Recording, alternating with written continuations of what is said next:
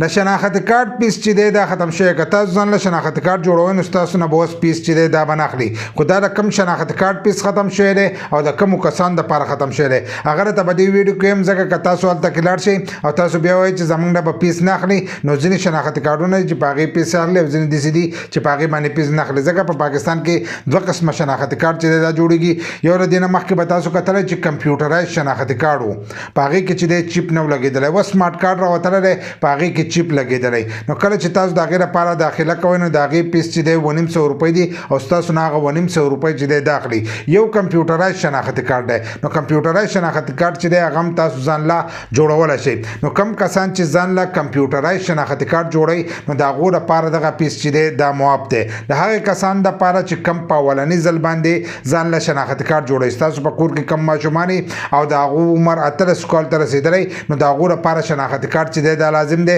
ځکه چې په پارمبي باندې بیا د هغو کار نه کېږي هغو له به تاسو شناخت کارت چې دی دا به لازم جوړوئ نو که تاسو شناخت کارت جوړوئ او په اولنۍ پیره جوړوئ نو ستاسو نه به پیس چې دی دا به نه اخیستی کېږي تاسو ته به کمپیوټرایز شناخت کارت چې دی دا به ملاویږي سمارټ کارت به نه په هغې کې به چیپ نه خو کمپیوټرایز شناخت کارت چې دی دا به تاسو ته ملاویږي نو که تاسو ځئ او هلته کې د شناخت کارت دپاره داخله کوئ نو تاسو د کمپیوټرایز شناخت کارت دپاره داخله کوئ په کمې کې چې چیپ نه نو ستاسو نه به دغه پیس چې دی دا به نه اخیستی کېږي که تاسو د چیپ والا داخله کوئ نو بیا خو د هغې 2500 روپۍ پیس دی او هغه پیس چې دی هغه به ستاسو نه اخیستی کېږي نو د دغې